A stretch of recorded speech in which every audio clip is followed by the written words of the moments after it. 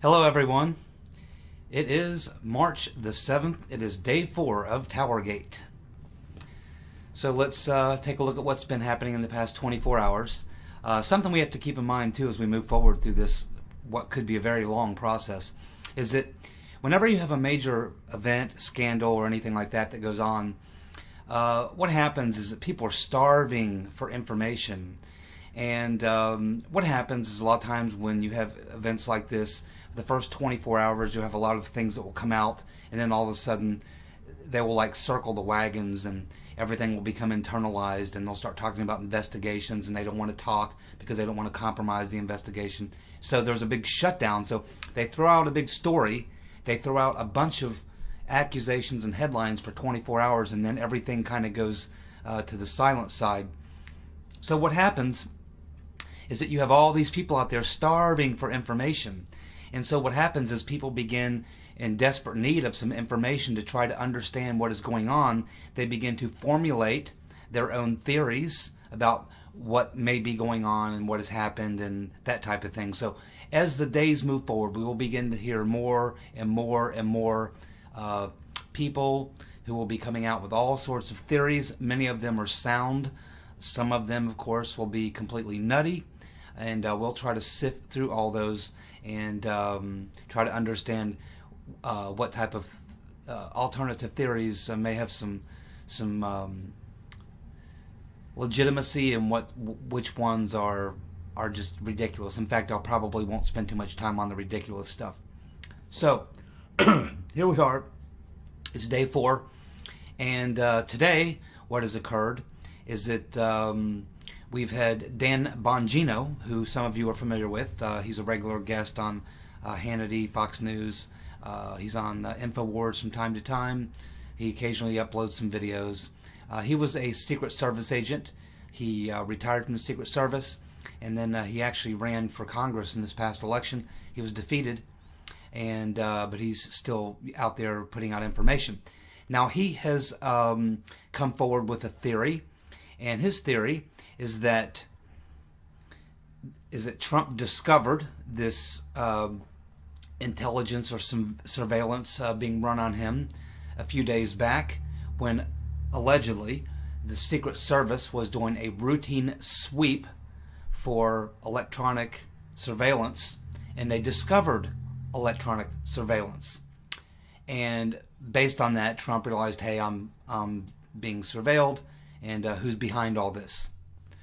So that's an interesting theory. It is true that the Secret Service does have, I believe it's actually a military sort of attaché or a military person who is trained in this type of thing and has the equipment, and they will come in and do a sweep of a particular room where the president may be holding a meeting or something like that. And they'll generally be sweeping the room itself for bugs, but they'll also generally plug in a device that will help them understand whether a computer or a phone or a server or something like that may be in the process of being hacked, or if there's something else riding on that line. So it helps them understand if there's some sort of surveillance going on. And this is what Bongino is claiming.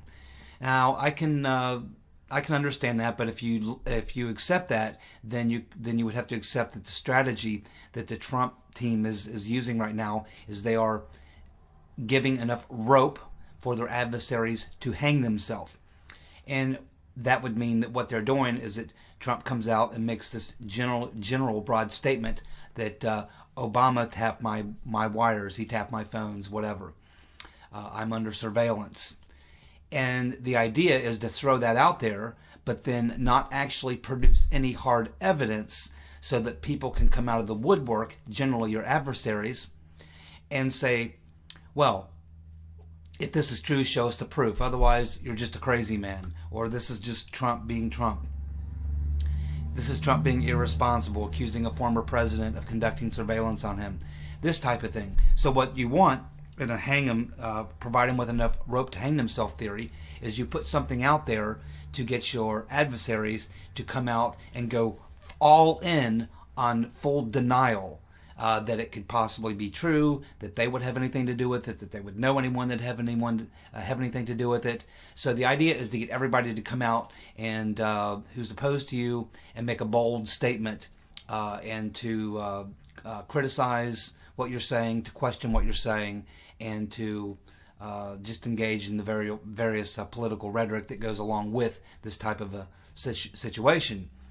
And the idea is that once all these people who have come out and taken a bold stance and doubted everything that the person's making who made the claim, in this case Donald Trump, then when you finally got everybody out there and everybody full in taking a position, then you drop the evidence that you have, and all these people are caught up in the snare because they've now gone out on record and put their credibility on the line, and now you deliver the goods and they're all caught. There's no way out for them. They can't wiggle off the hook because they've already come out and made their bold statement, made their position well known, and now they're locked into their position, and they're stuck between a cock and a hard place. So this would be the scenario that Mr. Bongino is throwing out there. And there's some credibility to that, I guess. It's possible. I don't think so. It's possible, but I think if they had something like that, I think that they may not specifically say that the Secret Service discovered it, some surveillance while they were doing a routine sweep, but I think that they would provide something. And the fact that they kicked this over to the Congress, which, as you know from yesterday's video, I disagree with. I think it was a very, very bad move to turn this over to the Congress. If they have this information about the Secret Service discovering this, then they have not made any of the Republicans who chair that committee on oversight or intelligence or anything else. None of these committee chairs, Republicans, seem to be in the loop or have been made aware of that. So if the Trump administration has this information, then they probably should let these Republicans who head up these committees who will be doing the investigation, let them know that, because they probably aren't going to find that out on their own. So I don't necessarily put a lot of credibility into that. I like Bongino. I don't think he's making this up. I mean, I think he is telling us that this procedure does happen. Whether or not this actually occurred in this situation, I don't know. We'll just have to wait and see how it plays itself out. Of course, there's a lot of other theories out there too. The theory that I'm still going with is that the surveillance did happen, but that it may not or probably did not happen as a result of Obama or his administration, the Attorney General, whatever, seeking FISA warrants. Because you do have the FBI director and the head of DIA, Clapper, stating that there was no FISA request. Now, if they turn up the hard copies of the FISA request, because there would be a paper trail of that, if they turn that up, then that will be a major development, and we'll see if that happens. And I assume that the Republicans heading up this committee have already begun the process of finding out if there actually were these 2 FISA warrants, and if things are as they say they are. So at this point, it looks like because this thing's been kicked into the Congress, it's going to slow down, and that's why we're going to be hearing a lot of theories and things like that. I still believe that the surveillance happened, but I believe that it's very likely that this was more of a Clinton operation than it was an Obama operation, and I believe that that the surveillance, the spying, was done, but I believe it was a third party. In this case, I believe it was British intelligence that probably did the actual dirty work, did the actual spying. And then they got that information to whoever their go-between was to get that information to either the Clinton campaign or the Obama administration. And these people are all in the same inner circle, with Valerie Jarrett and Barack Obama and Attorney General Lynch, the Clintons. They're all kind of in a cabal. So they would all be, in on this together, basically. But we'll see if that turns out to be the case, and whether or not this has any legs or not. but that's kind of the theory I'm working from now. When I actually see those FISA warrants, I'll believe they exist.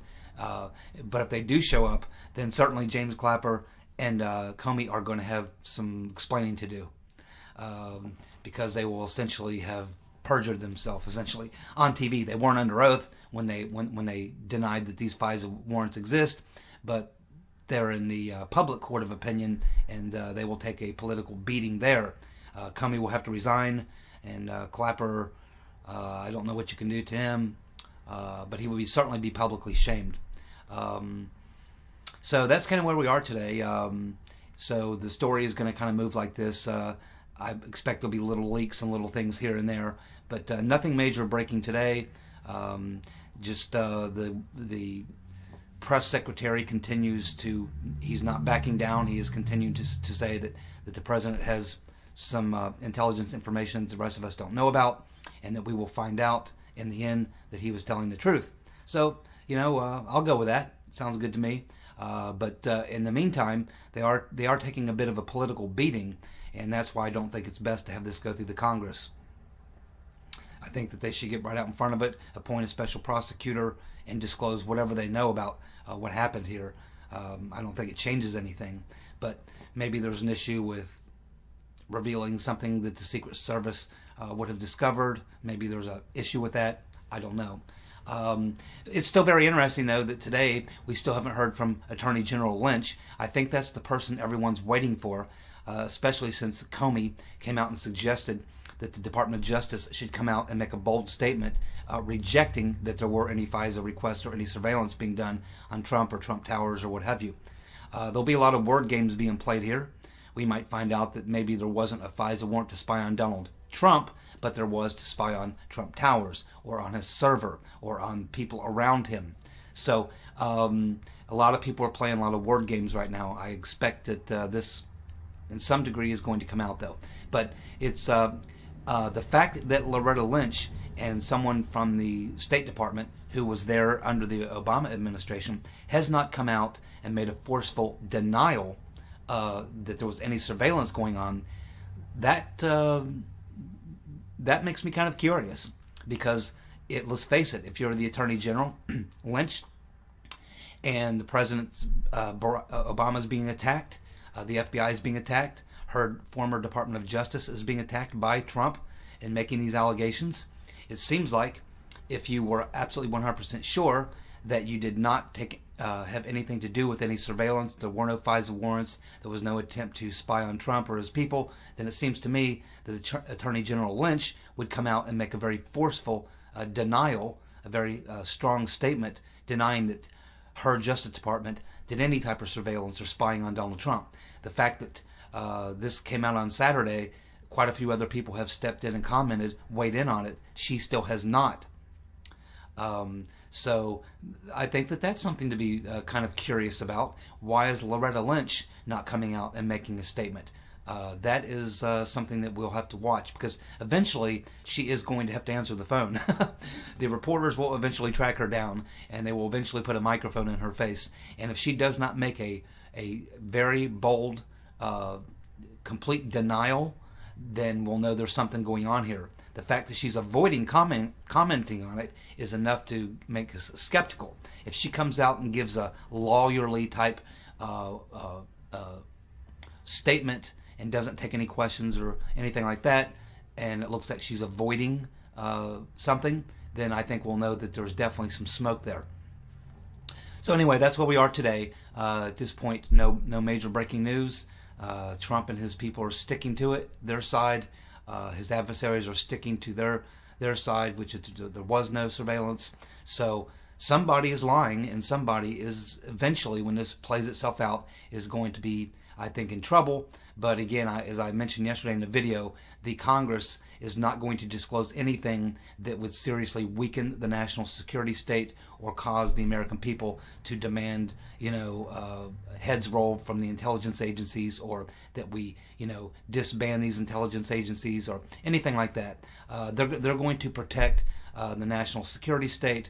They're going to protect the credibility of the government, because this goes right to the credibility of our government. They're going to protect the government and the national security state above all else, even if Trump was illegally spied upon. So anyway, I think that that's where we stand today. Should also let you know that I'm really working on some research right now for a video I'll be doing next week. I know a lot of people are watching the French elections. They're coming up here in about 6 weeks. It's going to be fascinating to watch. There's a lot of things going on there. I know a lot of people have an interest in that, and it's a little confusing, so I'm going to try to break it down very simply for you. It's a pretty wild situation that's going on there right now. So anyway, I'll be getting back to that next week, and again, I'll keep following this story every day until it finally plays itself out and we understand what happened. So y'all have a good day. If you like the video, obviously subscribe to my channel. That's always good. Give me a thumbs up. I love comments.